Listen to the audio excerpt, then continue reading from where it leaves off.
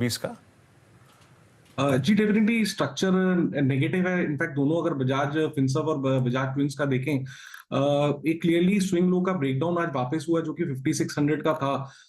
Stock clearly under pressure में है। आज के हाई को हम स्टॉप लॉस बना के इसमें शॉर्ट जा सकते हैं। लगभग 5740 का हाई है। जिस हिसाब से स्टॉक अंडर प्रेशर है, वुड बी सरप्राइज अगर इसमें आने वाले दिनों में 5500 से 5400 के भाव हम देखें पोजिशनल बेसिस में। चलिए एक दो तीन और स्टॉक्स की बात कर लेते हैं इस समय। निफ्टी अब कोशिश कर रहा है 16,900 डिफेंड करने के लिए, लेकिन फिर वही बात, किस लेवल तक डिफेंड कर पाएगा या नहीं। संवर्धन मदरसन, एक बार जरा संवर्धन मदरसन लेकर आइए। लगातार 2-3 बार जो उसकी ब्लॉक डील्स हुई थी उसकी वजह से एक इम्पैक्ट, और ये स्टॉक इस समय काफ़ी नीचे।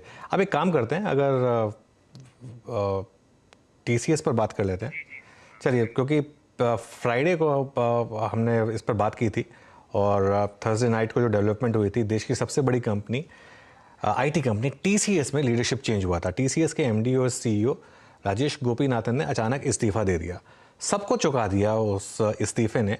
और उसके बाद कॉन्फ्रेंस कॉल हुई, उसमें उनका जो एटीट्यूड था काफ़ी एक फ्लैम्बॉयंट, तो वो हमेशा से रहे हैं खैर, लेकिन एक रिपोर्टर के अंदर एक होता है ना कि पता किया जाए कि आखिरकार हुआ क्या था।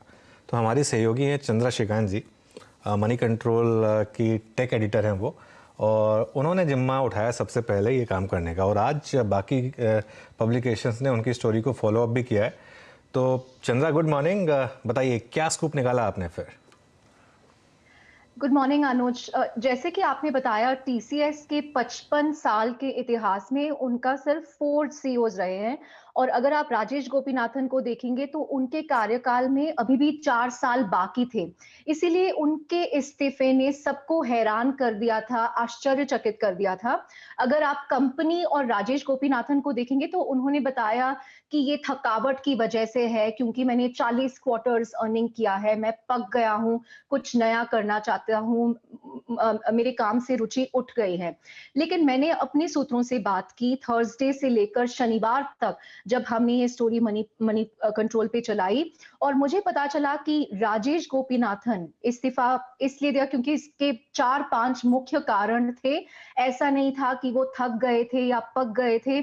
4-5 मुख्य कारण थे जिसके वजह से उन्होंने ये निर्णय लिया कि मैं इस्तीफा देना चाहता हूं। तो पहला कारण ये था कि उनके बीच और टाटा ग्रुप के चेयरमैन एन चंद्रशेखरन के बीच विचारों और सिद्धांतों में थोड़े मतभेद हुए थे। इतना कि एन चंद्रशेखरन ने फरवरी में दोहा का एक मीटिंग हुआ था TCS के सीनियर एग्जीक्यूटिव्स का। उस मीटिंग में एन चंद्रशेखरन ने जाहिर किया था कि वो TCS के ग्रोथ से नाखुश थे, क्योंकि अगर आप पिछले 3 सालों से देखेंगे तो TCS का ग्रोथ एक्सेंचर से कम था और इन्फोसिस से भी कम था। तो इस बातों से वो नाखुश थे। ये कारण एक था। कारण दो, पिछले साल TCS ने एक बहुत बड़ा ऑर्गेनाइजेशनल रिस्ट्रक्चरिंग किया था, और ये रिस्ट्रक्चरिंग मतलब काफी यूनिक थी। जो क्लाइंट्स थे वो वर्टिकल्स और ज्योग्राफीज में बांटा नहीं किया था, रेवेन्यू साइज से बांट दिया गया था। तो इससे काफी सीनियर एग्जीक्यूटिव्स नाखुश थे। इनफैक्ट हमें पता लगा था कि कृति वासन, जो कि TCS के CEO बनने वाले हैं, वो खुद ये रिस्ट्रक्चरिंग से नाखुश थे।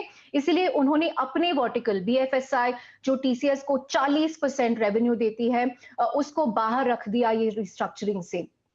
इसके अलावा अगर आप राजेश गोपीनाथन को देखेंगे तो वो बहुत बुद्धिमान है, बहुत बड़े इंटेलेक्चुअल है, स्ट्रेटेजिस्ट है, लेकिन लोग उनसे बात करने से थोड़ा डरते थे, कांपते थे, क्योंकि उनको उतना ज्यादा पेशेंस नहीं था।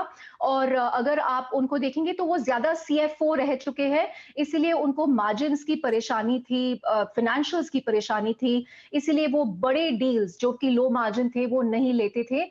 इसलिए इन्फोसिस ने बहुत बड़े डील्स जीते थे, और वो ट्रैवल करने से भी उतना रुचि नहीं लेते थे, इसलिए वो क्लाइंट्स मिलने के लिए उतना ट्रैवल नहीं करते थे महीने भर, जो कि एन चंद्रशेखरन बहुत ज्यादा करते थे। इससे ज्यादा इसके अलावा लोग काफी नाखुश थे सीनियर लीडरशिप में। तो कॉम्बिनेशन ऑफ रीजंस, 3-4 कारण थे जिसके वजह से राजेश गोपीनाथन को फाइनली इस्तीफा देना पड़ा पिछले हफ्ते। ओके, शुक्रिया चंद्रा, और ये पूरी जानकारी हमारे लिए रखने के लिए। और बहुत अच्छी हिंदी है आपकी, और मैं तो पहली बार आपसे हिंदी में बात की, तो शुक्रिया ये पूरी जानकारी हमारे सामने रखने के लिए। तो ये एक